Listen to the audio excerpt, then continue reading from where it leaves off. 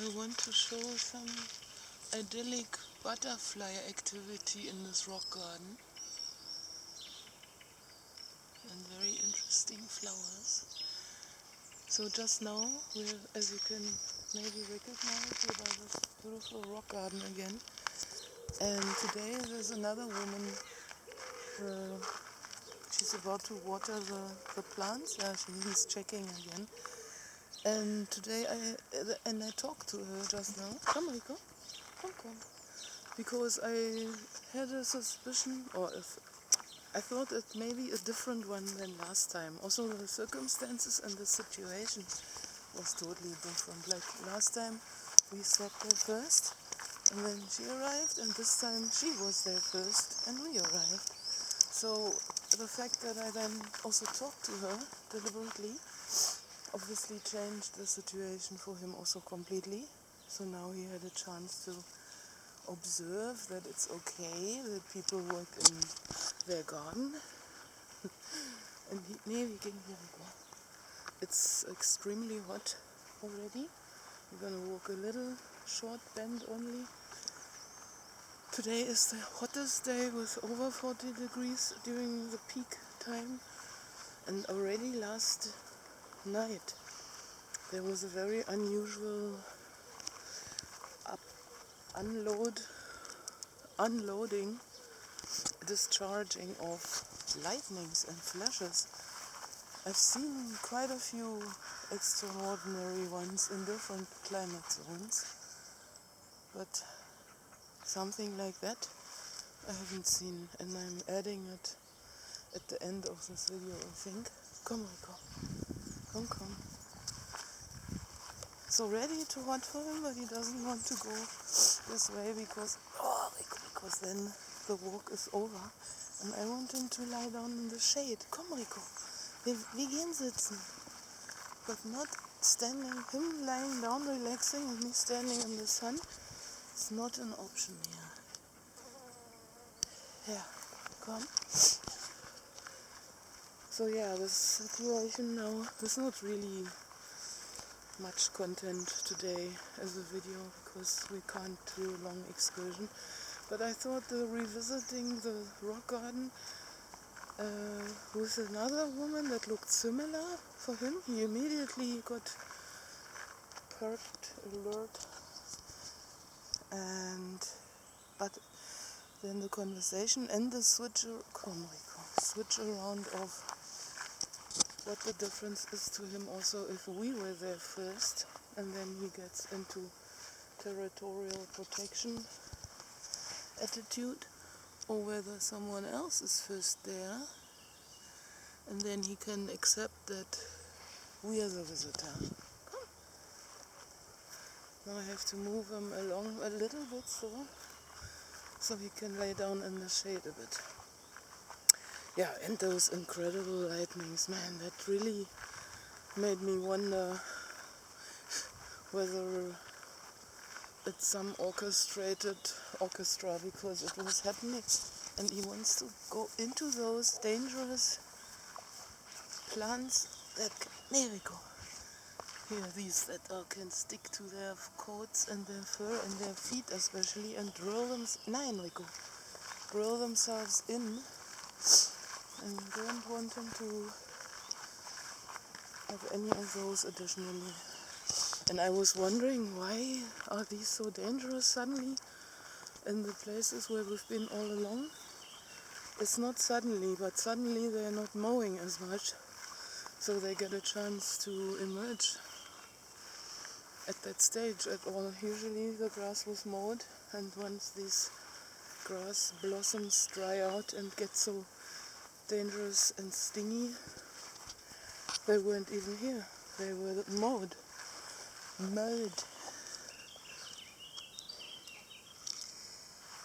Yeah. Okay, now I can let you sniff there by the oak tree leaves and everything. This won't harm you. Yeah, and being the hottest day today then, and announced that it will be cooler. Wow, cool is a good way of saying it, also 30 degrees, which would be the maximum usually in earlier years, but it will cool down compared to now, and it's supposed to be a big thunderstorm, rain and everything tonight. So finally then we can sleep better also. No eating, yeah, Rico? Sniffing as much as you want, but no eating. It's a good airing access here now. Ist weich aus, huh? Ist so weich? Ist weich, Rico. I'm telling him it's so soft. That's usually when he starts rolling in the grass. Yes, this is better now, huh? Yeah. And then he has to check if everything's still there. His whole apparatus. Ja, Baby. So richtig. Ja, bleib bei mir. Guck mal. Ja, so schön weich. Sehr schön. There's a street water pump there. People washing their cars there. Come. And so before I can talk about the one situation, the next arises because he wants to chase the crows that bathe by the water pump there. But come away. Just want him to stroll a bit through this tall grass here because those spelt things are not dangerous for him, these here. And come. So just now there was another situation on this calm Sunday morning where a food deliverer on his e-bike, as they usually arrive, I don't know what it's like in the other countries, but I'm sure in Europe where distances are comparatively short in the cities, the deliveries look a bit similar with these food delivery cooling boxes. And then some foreign people taking these jobs and all in. Oh, here's the dangerous spells again. I have to let him walk somehow around it. Come, we go in the middle here. And yes, he got reactive. My bios. Oh, and again. But that was a mouse now, I think. Wink, wink. Wink, wink, wink. Wink. It wasn't a rat. It was only small and wiggling its way through the grass. So he was allowed to have some fun in this hot summer 40-degree day. And his senses are all awake. It's amazing how he can suddenly be so alive. And just now he was half dead with the heat.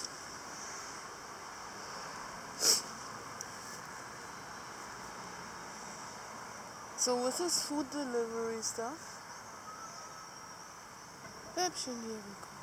some people passing, but the mouse search is more important for him now. So it's okay, Rico. You see how close the people can pass if his focus is elsewhere. Of course, if they would cross now, the problem would be because it's his mouse, But now that was fine. And that's exactly the thing. Just now with the bicycle riding food delivery, he's really getting very angry at those because they recklessly cross the path. They don't stick to any traffic rules. I don't know if they even get instructed what local traffic rules in each country are like. And so when they come up front or cross the path at a crossing, that's really infuriating because if a dog did the same thing, it would be a dog towards another dog. It would be an attack. And so he does evaluate it as such, of course, and needs to fend it off, himself and me. and our space. So there's a regular trigger when these arrive, and I have to avoid it and see that I steer clear of it in time. Which won't work always, of course, but this time he crossed in a way that I was able to hold him still calm and close by me. I also put my arm around his chest so the whole pressure doesn't go against his neck and the collar when he pulls and freaks out. And now the point being why this is a progress, because first of all, measuring your own dog with himself at an earlier stage is a progress, not comparing him to others. And his progress is also how quickly does he recover from a freak out. So the goal, yes, long term might be, if he's near death, old and weak, that the trigger won't trigger him anymore. From some insight, he evaluates it as not worth reacting to, which is quite unlikely because the learning curve that it doesn't fulfill his fears is quite low, the likelihood.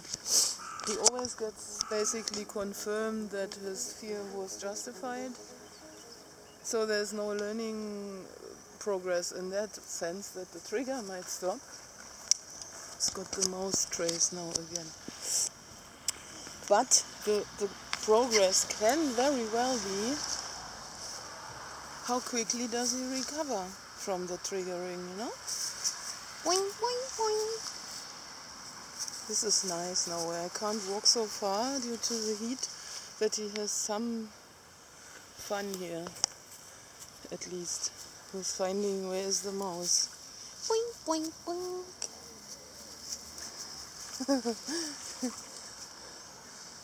So how quickly does he recover from the trigger? And yes, he doesn't get all wound up and actively seeks for trigger stacking. It actually happens that way, unfortunately, often, because before he recovers from the first, the next situation happens.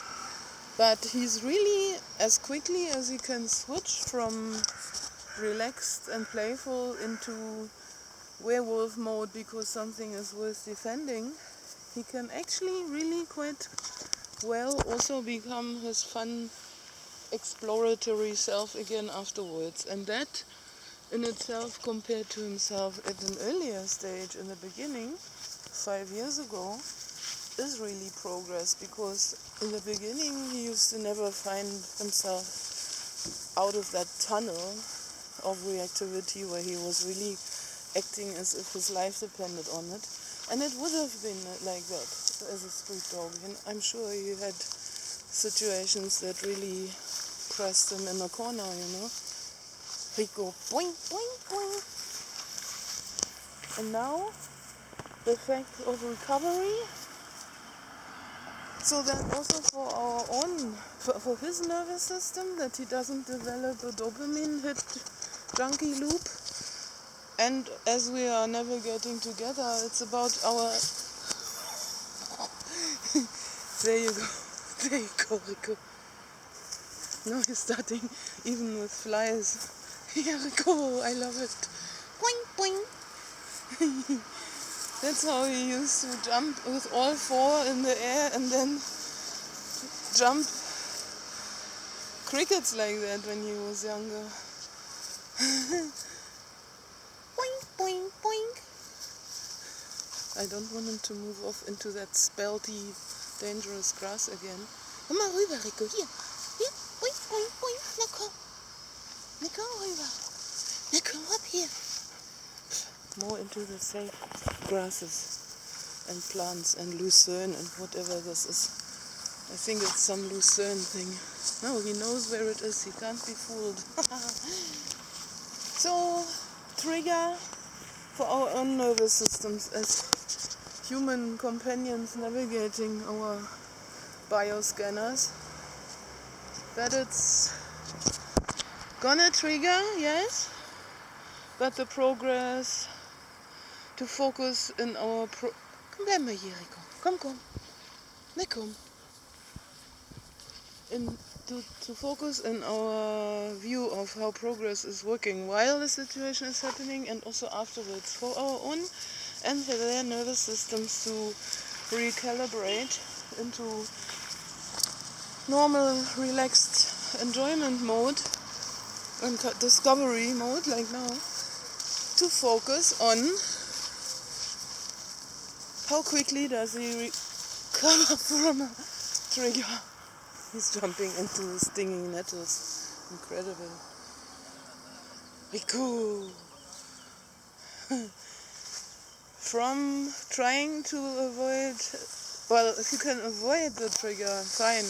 But if it's just unavoidable because it's already so close, then shifting the focus for the sake of both our nervous systems towards how quickly does he recover.